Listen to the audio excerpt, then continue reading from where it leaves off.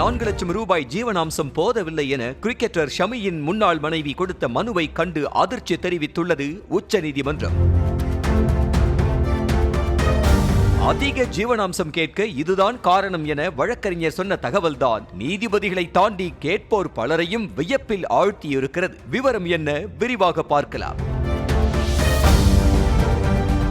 இந்திய கிரிக்கெட் வீரர் முகமது ஷமி கடந்த 2014ஆம் ஆண்டு மேற்கு வங்கத்தைச் சேர்ந்த ஹசீன் ஜஹான் என்பவரை திருமணம் செய்து கொண்டார். பின்னர் இருவரும் கடந்த 2018ஆம் ஆண்டு விவாகரத்து பெற்று பிரிந்தனர். இவர்களுக்கு மகள் ஒருவர் இருக்கும் நிலையில் விவாகரத்து பெற்ற பின் ஹசீனுக்கு மாதம் 50,000 ரூபாயும் அவரது மகளுக்கு மாதம் 80,000 ரூபாயும் ஜீவனாம்சம் வழங்க வேண்டும் என மாவட்ட நீதிமன்றம் உத்தரவிட்டது. இதை எதிர்த்து கல்கத்தா உயர்நீதிமன்றத்தில் வழக்கு தொடுத்த ஹசீன் மாதம் 10 லட்சம் ரூபாய் வழங்க வேண்டும் என தனது மனுவில் கோரியிருந்தார்.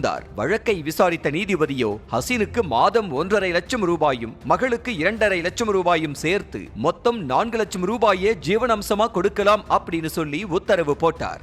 இந்த நிலையில் மாதம் 4 லட்சம் ரூபாய் ஜீவனாம்சம் போதவில்லை என மீண்டும் ஷமியின் முன்னாள் மனைவி உச்சநீதிமன்றத்தை நாடியிருக்கிறார். இதை கண்டு அதிர்ச்சி அடைந்த உச்சநீதிமன்ற நீதிபதி மாதத்திற்கு 4 லட்சம் ரூபாய் என்பது நிறைய பணம் இல்லையா என கேள்வி எழுப்பினார். அதற்கு பதிலளித்த நீதிமன்றத்தில் வாதாடிய ஹசனின் வழக்கறிஞர், ஷமி நிறைய பணம் சம்பாதிக்கிறார், அவருக்கு நூற்றுக்கணக்கான கோடி ரூபாய் மதிப்புள்ள சொத்துகள், சொகுசு கார்கள் உள்ளன, அவ்வப்போது ஷமி வெளிநாடு செல்வது என்றெல்லாம் ஆடம்பர வாழ்க்கையும் நடத்தி வருகிறார் என்றும் பல மாதங்கள் அவர் ஜீவனாம்சம் தரவில்லை, முன்னாள் மனைவிக்கு உரிமை இல்லாவிட்டாலும் அவரது மகளுக்கு தந்தைக்கு இணையான வாழ்க்கை தரம் அமைய வேண்டுமல்லவா என்றும் கேள்வி எழுப்பினார். இதை கேட்ட நீதிபதிகள் ஷமி 4 வாரங்களில் பதிலளிக்க உத்தரவிட்டு விசாரணையை டிசம்பர் மாதத்துக்கு ஒத்தி வைத்தது. செய்திகளை உடனுக்குடனும் துல்லியமாகவும் தெரிந்து கொள்ள சப்ஸ்கிரைப் பண்ணுங்க.